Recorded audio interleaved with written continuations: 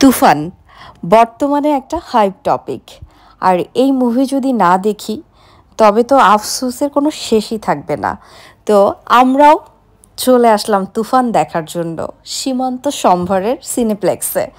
আরেকটা উল্লেখযোগ্য বিষয় সেটা হচ্ছে শায়ান এখন পর্যন্ত সিনেপ্লেক্সে বা কোনো রকমের সিনেমা হলে গিয়ে মুভি দেখেনি। তো এটাই হচ্ছে শায়ানের জীবনের ফার্স্ট এক্সপিরিয়েন্স কোনো হলে গিয়ে মুভি দেখা। তো আমরা ভেবেছিলাম সে বুঝি অনেক ডিস্টার্ব করবে, দেখতে চাবে না, বাচ্চারা যা করে মুভি দেখতে গেলে কান্নাকাটি করে। না, একদমই আমরা অবাক হয়ে গিয়েছি। সে কিন্তু পুরো মুভিটা দেখেছে, এনজয় করেছে এবং সে বলেছে পরবর্তী শোটাও সে দেখবে, মানে সিনেমা শেষ হওয়ার পরবর্তী শোটাও সে দেখবে। যাই হোক, আমরা অনলাইনে টিকিট করেছিলাম। তো আমাদের 3 দিন আগে আমরা টিকিট বুকিং করেছিলাম অনলাইনে, তবে আমরা একটু লেট করে এসেছি। ঠিক 10 মিনিট আগে, আমাদের 7টায় শো ছিল। Shayan, Takao, where you go? We are going to watching Tufan.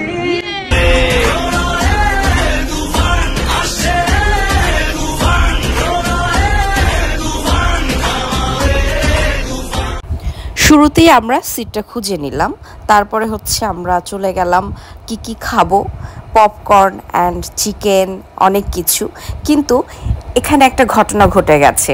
আমরা যখনই পপকর্ন চিকেন কিনতে এসেছি, সবচেয়ে আকর্ষণীয় যে মোমেন্টটা সেটা আমরা মিস করে ফেলেছি, যেটার জন্য আজকে গত 7 দিন ধরে রিহার্সেল করেছিল। মানে হচ্ছে জাতীয় সঙ্গীত কিভাবে গাইতে হবে সিনেমা হলে, এই জিনিসটা রিহার্সেল করা হয়েছিল বাসায়, কিন্তু সেই আসল মোমেন্টটি সে মিস করে ফেলেছে পপকর্ন কিনতে এসে।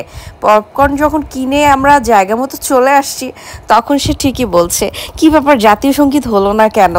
তো এটা খুব মজার ছিল। জাতীয় সঙ্গীত না গাইতে পেরে সে খুবই মর্মাহত।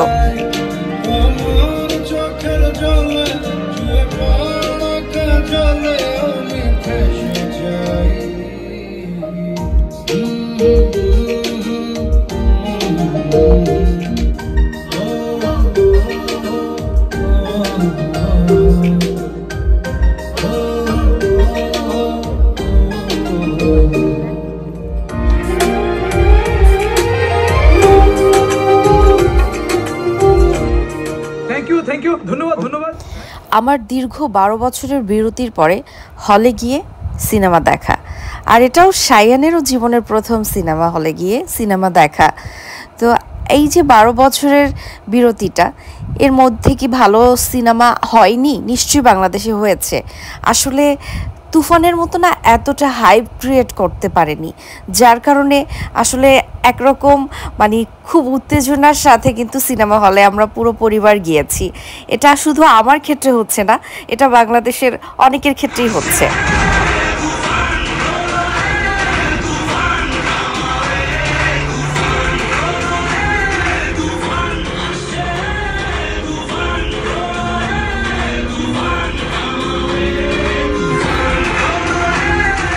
আমি খুবই আশ্চর্য হয়েছি, পুরো হল ছিল হাউসফুল, অ্যামেজিং।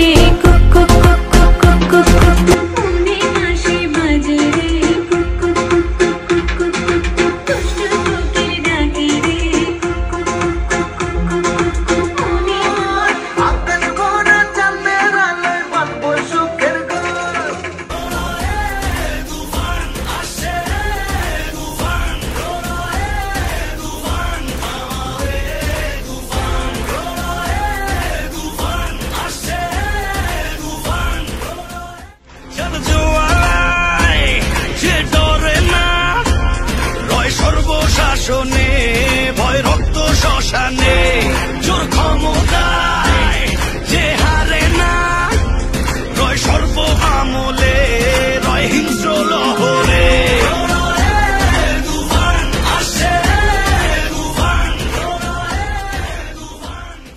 সিনেমা বিনোদনের একটা প্রধান মাধ্যম। এটা দিয়ে আমরা কি শিখেছি বা এখান থেকে আমরা কি পেয়েছি এত কঠিন দিকে আমরা না যাই।